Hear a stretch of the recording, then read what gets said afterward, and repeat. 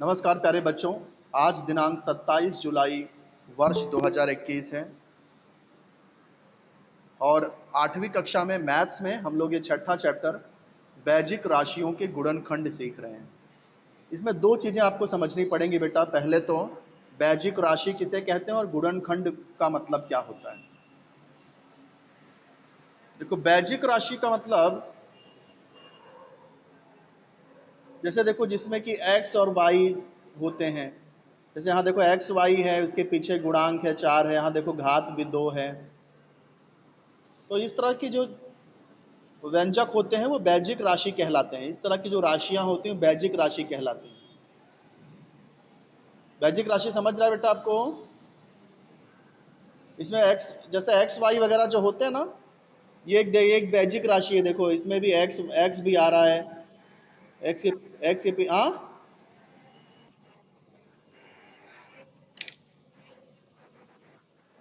अच्छा रुको रुको, अब अच्छे से आएगा आवाज। वीडियो क्लियर दिख रहा है कि नहीं वो बताओ। वीडियो क्लियर नहीं दिख रहा है मतलब थोड़ा सा नीचे लेना पड़ेगा मुझे ये।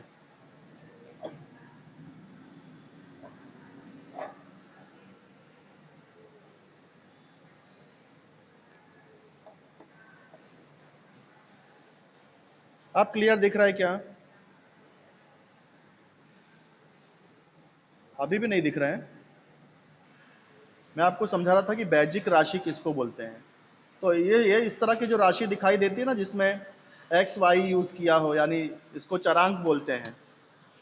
और इसके पीछे जो जिन नंबर का गुणा है वो गुणांक है। इसके ऊपर जो नंबर लिखा है वो घात है। ऐसे यहाँ पर देख लो, यहाँ एक्स क्या है, एक्स चरांक है। फिर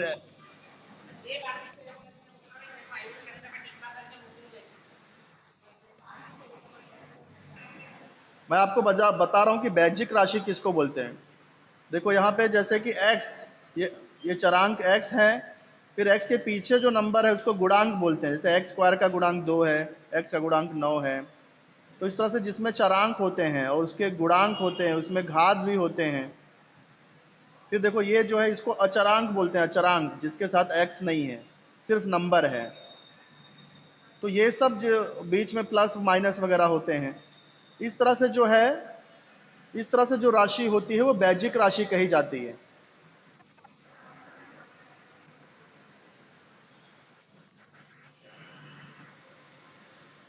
अच्छा, बुक हिलाने की वजह से हो रहा है क्या ऐसा?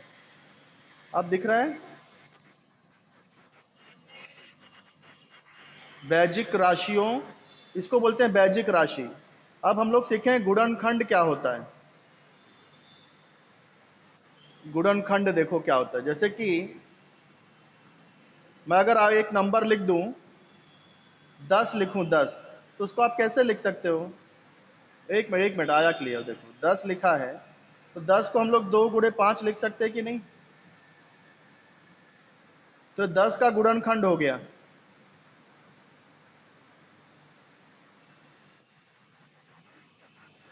हाँ, मतलब जितने भी उसको गुणा के रूप में लिख देना। जैसे 15 है, तो क्या होता है, 3 पचे 15 होता है ना। तो ये 15 का गुणनखंड हो गया 3 गुणे 5। जैसे एक्स स्क्वायर है, अभी मुझे अगर इसका गुणनखंड लिखना है, एक्स स्क्वायर,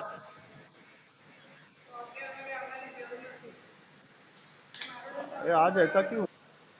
चलो देखते हैं। चलो एक्स स्क्वायर है, तो उसको हम लोग एक्स गुणे एक्स लिख सकते हैं। और जैसे कि a माइनस बी का होल स्क्वायर है, तो उसको हम लोग a minus B into A minus B लिख सकते हैं। तो ये हो गया a माइनस बी का गुणनखंड। गुणनखंड समझ में आ गया आपको? क्या बेटा?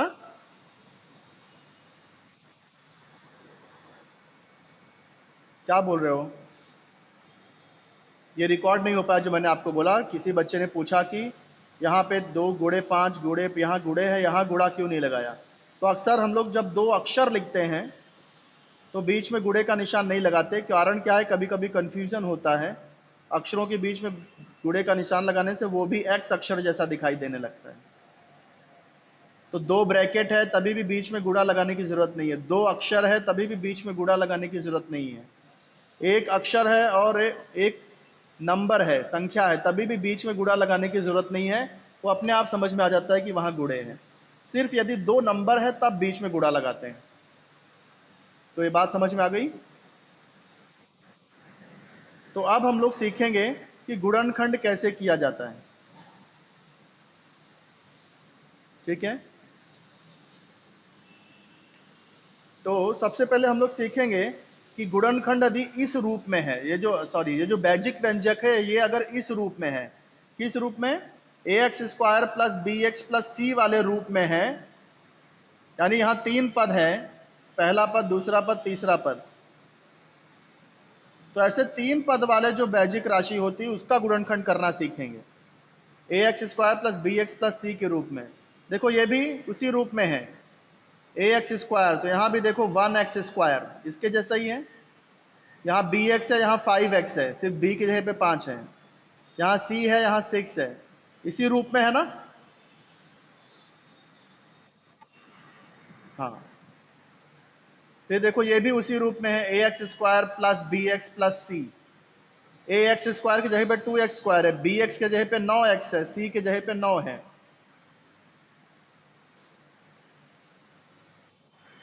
तो अब मैं आपको सिखाता हूं बेटा कि गुणनखंड कैसे किया जाता है ऐसे। तो पहला ही उदाहरण मैं आपको सॉल्व करके दिखाता हूं। क्या है? 2x square minus 9x plus 9, 2x square minus 9x plus 9 plus 9, हमको इसका गुणनखंड करना है। तो बहुत ध्यान से देखना बेटा, ये आपको 9th में और 10th में भी मिलेगा, ये इस तरह का सवाल 10th क्लास में भी है, इसलिए समझने की ज़रूरत है ये। तो सबसे पहला काम क्या है, ये जो एक्स स्क्वायर का जो गुणांक है वो, यानी कि a और ये c, a और c का गुणा करना है। ये A X square plus B X plus C, मतलब ये a है, ये c है। तो ये 2 और 9 का गुणा करो, जो भी यहाँ पर जो भी नंबर होगा उसका यहाँ पर गुणा करना है। तो क्या आएगा? 2 नवा 18 आ जाएगा। ठीक है, अब क्या करो, देखो यहाँ पे क्या है? प्लस है और यहाँ पे क्या है? 9 है। तो हम लोग को ऐसे 2 नंबर लेने हैं कि 18 का ऐसा गुणनखंड करना है कि वो जो गुणनखंड मिलेंगे ना, उसको प्लस करने पे 9 आना चाहिए। ऐसे 2 नंबर लेने हैं कि उनका गुणा करें तो 18 आए, लेकिन यहाँ प्लस है तो ना, तो प्लस करने पे 9 आना चाहिए। तो देखो अगर मैं 2 लेता हूं तो 2 नवा 18 आता है, 2 नवा 18 होता है ना। लेकिन लेकिन ये 2 और 9 को अगर प्लस करेंगे तो 9 आएगा क्या? नहीं आएगा। फिर आगे देख लेते हैं, 3 छंग 18, 3 छंग 18 होता है, 3 और 6 को प्लस करेंगे तो 9 आएगा। हाँ, वेरी गुड वेरी गुड, शाबाश। तो ये हम लोग ले सकते हैं, 3 और 6 ले सकते हैं, गुणा करने पे 18 आ रहा है, प्लस करने पे 9 आ रहा है। लेकिन एक बात याद रखो, हमेशा बड़ा वाला पहले लिखा करो, छोटा वाला बाद में। तो बात एक ही हुई, 6 त्रिक 18 से 6 और 3 को प्लस करेंगे 9 आएगा। अब आगे क्या करना, देखो यहाँ पर x है तो यहाँ भी दोनों के साथ x लिखना है। फिर ये माइनस है तो यहाँ भी माइनस आ जाएगा। फिर देखो minus into plus, minus into plus minus होएगा, तो बीच में माइनस। समझा मैंने क्या किया? रफ, ये आपको रफ सिखा रहा हूं मैं, रफ। सबसे पहले क्या किया? 2 और 9 का गुणा किया, 2 नवा 18। फिर मुझे ऐसे नंबर ढूंढने हैं जिनका गुणा करने पे 18 आए और ये प्लस करने पे 9 आए। तो 2 और 9 नहीं होगा, 3 और 6 हो रहा है, लेकिन बड़ा पहले छोटा बाद में लिखो। उसके बाद में यहाँ x है तो दोनों के साथ x लिखो। पहला चिन्ह जो है वैसा ही यहाँ भी पहला चिन्ह लगा देना है। दूसरा चिन्ह क्या करना है? इन दोनों का गुणा करके, तो दोनों का गुणा करते हैं तो क्या होता है? दोनों चिन्ह अगर अलग अलग है, एक माइनस एक प्लस है या एक प्लस एक माइनस है, तो गुणा करने पे माइनस ही आता है। दोनों अगर सेम है, माइनस माइनस तो प्लस आएगा, प्लस प्लस तो भी प्लस आएगा। तो याद रखो, दोनों सेम है तो प्लस आएगा बीच में, और दोनों अगर विपरीत चिन्ह है, उल्टा है दोनों एक दूसरे के, तो माइनस आएगा बीच में। समझ गए कि नहीं? अब आगे अगला स्टेप क्या करना, देखो 2x² वैसे का वैसे लिखना है, ये +9 भी आपको वैसे का वैसे ही रहना रहेगा। सिर्फ ये बीच में क्या करना है, ये बीच में ये लिख देना है -6x -3x लिख देना है, -6x -3x लिख देना है। ये समझे कि नहीं? यानी जो तीन तीन पद था वो अब 4 पद हो गया, 1 2 3 4। और ध्यान से देखो, ये कुछ अलग नहीं है, ये -6x और -3x मिलके कितने -x हो जाएंगे?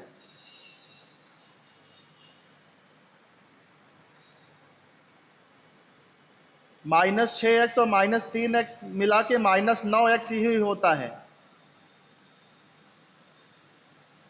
तो ये मैंने ऐसा कुछ अलग नहीं लिख दिया है, -9x को ही -6x -3x लिखा है, सिर्फ ये टेक्निक यूज करके।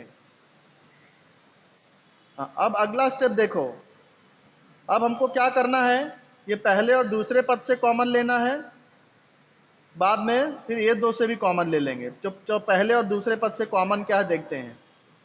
जैसे यहाँ 2x² है, देखो 2x² है, तो इसका मतलब 2x x हो गया ना, 2x² मतलब 2x इंटू एक्स।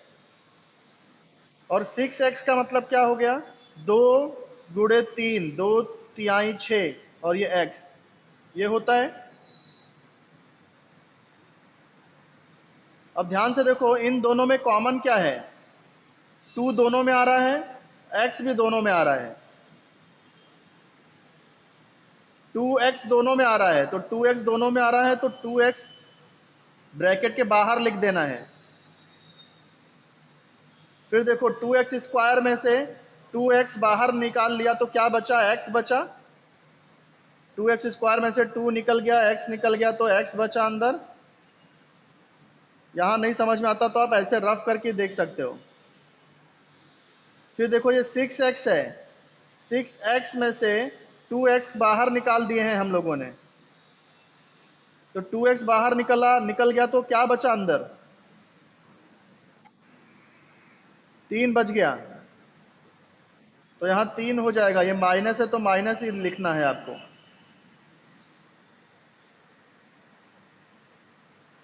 ऐसे ही यहाँ पे देख लो, यहाँ पे क्या है, 3x है और इधर 9 है, 9 का ये माइनस है तो माइनस ही लगाना बेटा। यहाँ पे ये माइनस रहेगा तो माइनस लगा देने का। उसके बाद में इन दोनों में क्या कॉमन है बताओ। देखो ये 3 × x है, और 9 का मतलब क्या होता है, 3 × 3 होता है। तो दोनों में क्या कॉमन आ रहा है,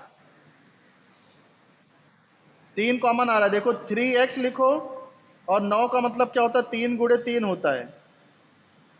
3x को तो 3x ही लिख सकते हैं, 9 को 3 × 3, 3 देखो दोनों में आ रहा है, तो 3 कॉमन हो जाएगा। तो 3x में से 3 कॉमन हो गया तो कितना बचा, x बचा। हाँ, अब आगे याद रखो, जब भी कॉमन लेते हो तो ये चिन्ह बदल जाता है, ये प्लस है तो माइनस होएगा। अगर यहाँ पे माइनस है तो ये चिन्ह चेंज हो जाएगा, प्लस का माइनस, माइनस का प्लस हो जाएगा। क्या अगर यहाँ प्लस है तो कोई चेंज नहीं, प्लस है तो जो चिन्ह है वही लिखो।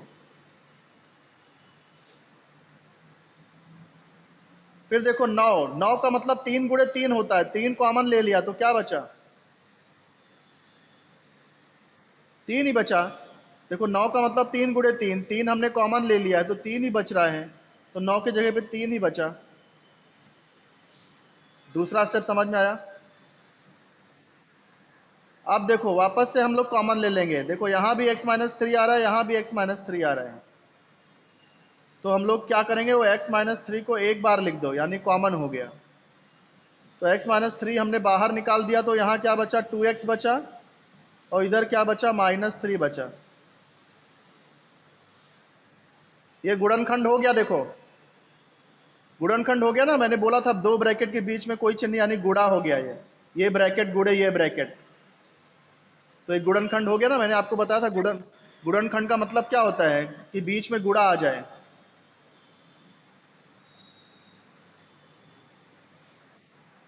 तो देखो x minus three 2x minus three, बीच में कुछ नहीं यानी गुणा है, तो एक हो गया गुणनखंड।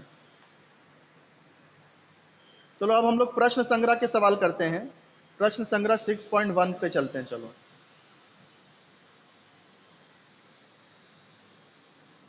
प्रश्न संग्रह 6.1।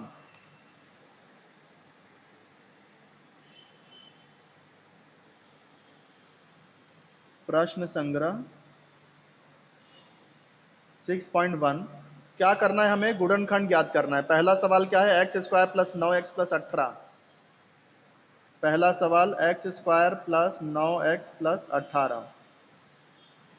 मैंने फर्स्ट स्टेप क्या बोला था? यहाँ जो भी नंबर है उसका ये लास्ट में गुणा कर दो। तो यहाँ कौन सा नंबर है? 1 है ना, कोई नंबर नहीं तो 1 रहता है वहां पे। तो 1 का 18 में गुणा करेंगे तो 18 ही आएगा। 1 इंटू 18 करेंगे 18 आएगा। उसके बाद मैंने क्या बोला था? इसका गुणनखंड करो। गुणनखंड करने पे क्या आना चाहिए? प्लस करने पे 9 आना चाहिए। यस, जो अभी हमने किया था 6 3 18। फिर मैंने क्या बोला था? यहाँ x है तो इधर भी दोनों में x लग जाएगा। पहला वाला चिन्ह वैसे का वैसे लगाना है। फिर दूसरा चिन्ह क्या करना है? इन दोनों का गुणा कर दो। Plus into plus plus. दोनों सेम है तो प्लस लगा दो, दोनों अलग अलग है तो माइनस लगा दो। फिर क्या करना है? पहला पद वैसे ही लिखो, बीच में ये आ जाएगा plus 6x plus 3x। Last वाला प्लस 18 वैसे ही लिखना है। अब इन दोनों में कॉमन देखो, एक्स स्क्वायर मतलब एक्स एक्स, और ये 6x, ये एक्स एक्स ये 6x, क्या कॉमन है दोनों में? x कॉमन है। तो देखो एक्स स्क्वायर में से x कॉमन ले लेंगे तो भी x बच जाएगा, और यहाँ प्लस 6x में से x कॉमन ले लिया है तो 6 बच जाएगा, ब्रैकेट बंद। फिर यहाँ प्लस है तो प्लस लगा दो। अब देखो यहाँ 3x और 18 है। 18 का मतलब क्या होता है? 3 छंग 18। ये 3x और 3 छंग 18, 3 दोनों में आ रहा है ना, तो 3 कॉमन हो गया। 3x में से 3 कॉमन तो x बचा। 3 छंग 18 होता है तो 3 कॉमन है तो 6 बचा। अब आप गुणा करके देख लो, 3 इंटू एक्स 3x और 3 छंग 18, वही ऊपर वाला ही मिल रहा है। यहाँ भी देखो x into x x square, x into 6 6x। अब देखो x प्लस 6 कॉमन है, 2 बार आ रहा है, x प्लस 6 2 बार आ गया। हर बार ये ब्रैकेट 2 बार ही आएगा, हर सवाल में ऐसा ही मिलेगा। जहां भी ये ब्रैकेट में जो रहेगा ये ब्रैकेट में भी वही रहेगा। तो ये ब्रैकेट एक बार लिखना है, फिर दूसरे ब्रैकेट में जो बच गया वो लिखना है, यानी x प्लस 3। समझ में आई बात? हाँ, अब बढ़ते हैं दूसरे सवाल की तरफ। दूसरा सवाल क्या है? दूसरा सवाल है x square minus 10x plus 9।